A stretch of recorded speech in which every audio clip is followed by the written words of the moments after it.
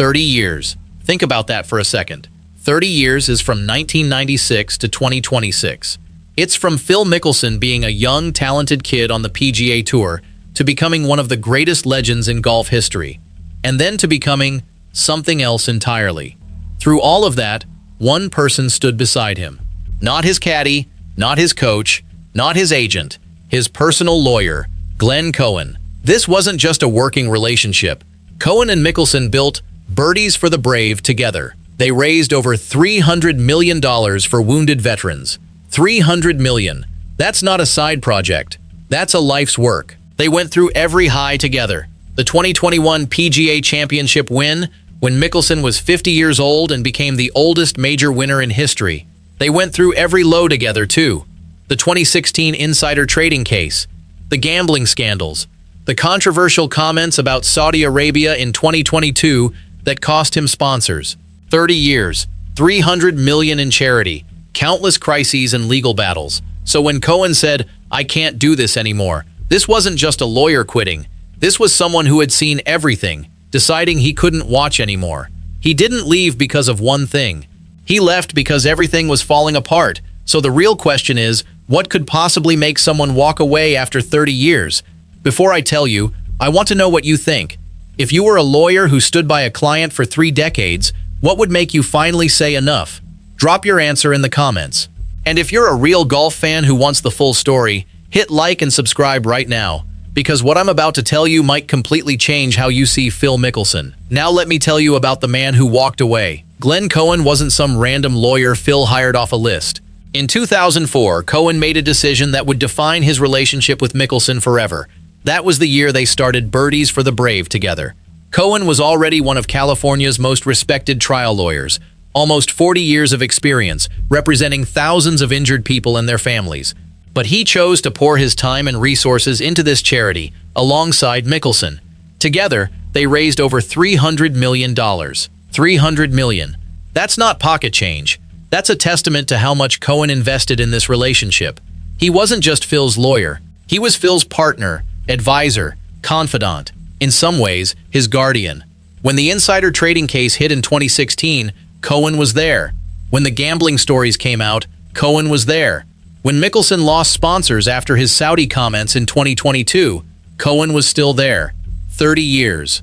You don't just walk away from something like that. And Cohen wasn't the type to quit over small stuff. His entire career was built on handling complex cases and crises. He'd seen worse. He'd handled harder things. So when he said, "I can't do this anymore," it wasn't just a tired lawyer complaining about workload. This was someone who had been through everything, deciding he had finally reached his limit. Here's the thing. 30 years of trust, $300 million in charity, countless crises overcome. Those things don't crumble for one reason, unless that reason is big enough. What I'm about to tell you is that reason. Or more accurately, those reasons. Because there wasn't just one. It started in the spring of 2026. The Farms Golf Club in Rancho Santa Fe, California. This is a private, exclusive club. The kind of place where legends play. Mickelson was a member there for years. His picture hung on the wall. But something happened that spring that changed everything. According to reports, Mickelson approached a female employee at the clubhouse. The details are uncomfortable, but what we know is this. The encounter was described as non-consensual and inappropriate physical contact. The employee rejected his advances. She reported it to her supervisor immediately. The club didn't mess around. They launched an investigation. And then they did something that almost never happens in the world of elite golf clubs. They confronted Mickelson on the course. In the middle of a round. They told him to leave. Right then. Right there. The club later released a statement. They said they provided immediate and ongoing support to the employee. They conducted a thorough investigation and took decisive action. And here's the key part. They said Mickelson was no longer a member. Mickelson's team had a different story.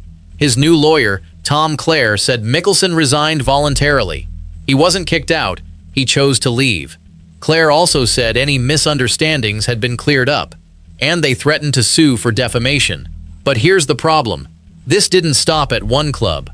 A few weeks later, journalist Alan Shipnuck dropped a bombshell investigation. Shipnuck is the same guy who wrote the book on Mickelson's all-IV golf saga. He knows this world inside out. His new report claimed that Mickelson had been banned from not one, not two, but 3 California golf clubs, all for similar allegations of inappropriate behavior toward women. And it got worse. The report included an allegation from Ashley Perez. She's the ex-wife of PGA Tour player Pat Perez. She claimed that back in 2015, Mickelson showed her explicit photos of himself and made inappropriate advances. His team responded by saying the story omitted key details and suggested there was a misunderstanding. They said Mickelson had apologized for something, but they insisted that apology didn't mean he admitted to all the accusations. Let me pause here and let that sink in. 1 club, then 3 clubs, then a decade-old allegation resurfacing. This wasn't a single incident anymore. This was a pattern, and patterns don't go away with a simple apology. But wait, there's more. Because while all this was happening, Mickelson's professional life was also collapsing. Remember, this is the guy who won the PGA Championship at 50, the oldest major winner in history, the guy who had 45 PGA Tour wins, a Hall of Fame career. In 2026, he played exactly 1 tournament, the LIV golf event in South Africa back in March. That was it. He withdrew from the Masters in April. He said it was for family health reasons. He skipped the PGA Championship. He didn't qualify for the US Open because his 5-year exemption from that 2021 win had expired. And then he pulled out of the Open Championship. That was his first Open absence since 2009. Let me put this in perspective. 2026 was the first year of his entire career where he didn't play in a single major, not one. He went from being a 5-time major champion to not even being in the conversation. His world ranking dropped to around 118th. For comparison, he was number 1 in the world back in 2004. He was top 10 as recently as 2019. Now he's barely in the top 100, and he's barely playing. So here's the picture that was forming in the first half of 2026. 1 club kicked him out. Then news came out about 2 more clubs. A former player's wife made serious allegations. He couldn't get into the majors anymore. He was only playing 1 event every few months, and the Saudi Public Investment Fund had already said they'd stop funding LIV after the 2026 season. What does that mean for Mickelson? No LIV, no PGA Tour status, no majors, no club memberships, no credibility. If you're Glenn Cohen, you're watching this happen in slow motion. The guy you stood beside for 30 years, the guy you built a charity with, the guy you defended through insider trading, through gambling scandals, through all of it. And now he's being asked to leave golf clubs. He's being publicly accused of things that have nothing to do with golf. He's barely playing. And when he does play, nobody's really watching anymore. So what do? You could stay. You could keep defending him. But here's the thing about lawyers. They have ethical obligations. They have personal boundaries. And there's a difference between defending a client and watching a client destroy themselves. Cohen had already been pushed aside, in a way. Back in November 2025, Mickelson hired Tom Clare as his defamation lawyer. This is a big deal. When a client hires another lawyer to handle the most high-profile part of their legal trouble, it sends a message. It says, I need someone else for this. You can handle the other stuff. Think about what that does to a 30-year relationship. You're the guy who stood by him through everything. You're the guy who helped raise $300 million for charity. You're the guy who defended him through multiple scandals. And then when the biggest storm hits, he brings in someone else. A specialist. Someone who deals with defamation and reputation management. And what was that specialist's job? To respond to allegations of sexual misconduct, to threaten libel lawsuits, to spin the narrative in the press. Meanwhile, Cohen was left handling what? The paperwork, the day-to-day stuff. A 30-year partnership doesn't end because of one fight. It ends because the other person doesn't need you the same way anymore.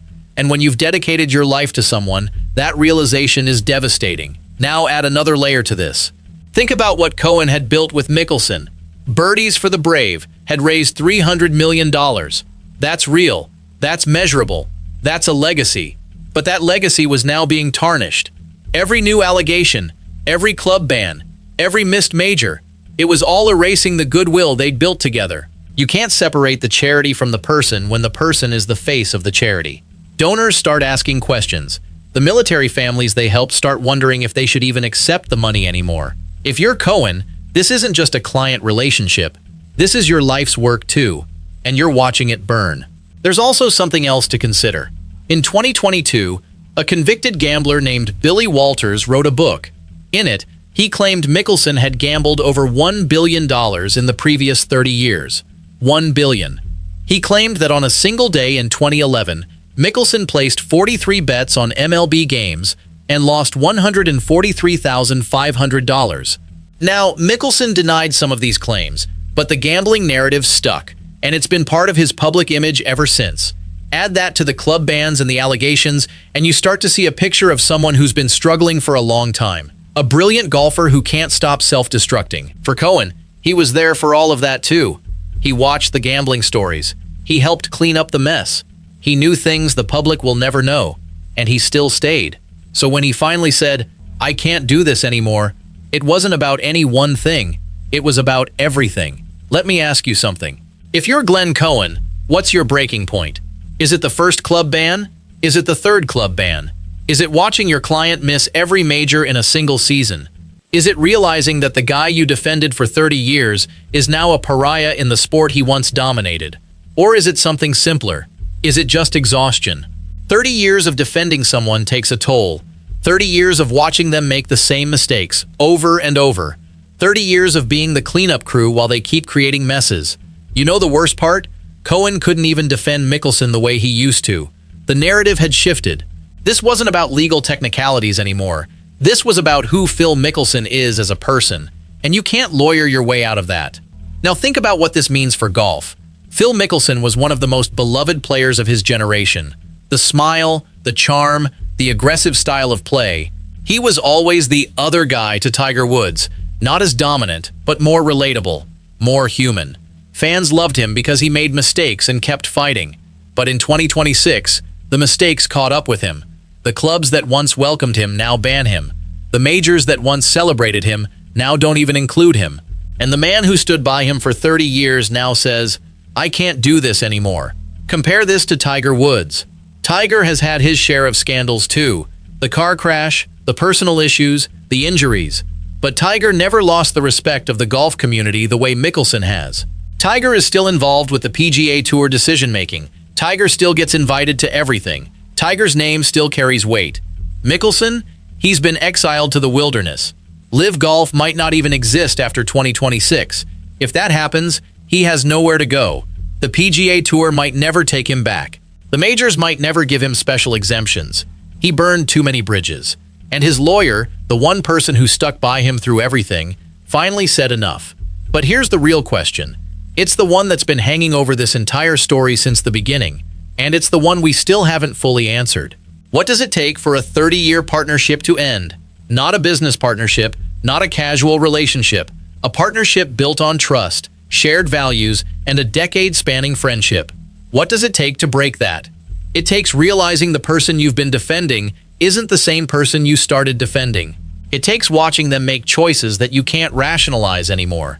It takes facing a truth that's been staring you in the face for years, but you were too loyal to see it. For Glenn Cohen, the truth was simple. He had done everything he could. He raised $300 million for wounded veterans. He defended Mickelson through scandal after scandal. He built a legacy with him, and then he watched that legacy fall apart. At some point, you have to ask yourself, what are you actually fighting for anymore? Are you fighting for justice? For redemption? For a friend? Or are you just fighting because you don't know how to stop? Sometimes the bravest thing you can do is walk away. And that's exactly what Cohen did. He said, "I can't do this anymore." And that was the most honest thing anyone had said about Phil Mickelson in a long time. So here's where we are. A 30-year partnership is over. A Hall of Fame career has hit rock bottom. A legendary golfer has been banned from 3 clubs, missed every major, and seen his reputation reduced to ash. And the person who knew him best, the person who defended him through everything, has finally said enough. I told you earlier I'd ask for your opinion, and now I want to hear it. After everything I've told you, if you were Glenn Cohen, would you have walked away sooner, or would you have stayed until the very end? Drop your answer in the comments. I want to read every single one. This channel is built on honest conversations like this. If you made it to the end, you're exactly the kind of golf fan we want. Hit like if you appreciate deep storytelling, and subscribe so you don't miss the next one. Because trust me, this isn't the last story about what's happening in the world of golf. And for those of you wondering what happens next for Mickelson, I'll be back with an update when we have one. But for now, the big question remains unanswered. Can a legend ever truly come back from this? Or is this really the end? The answer might surprise you, but you'll have to come back to find out.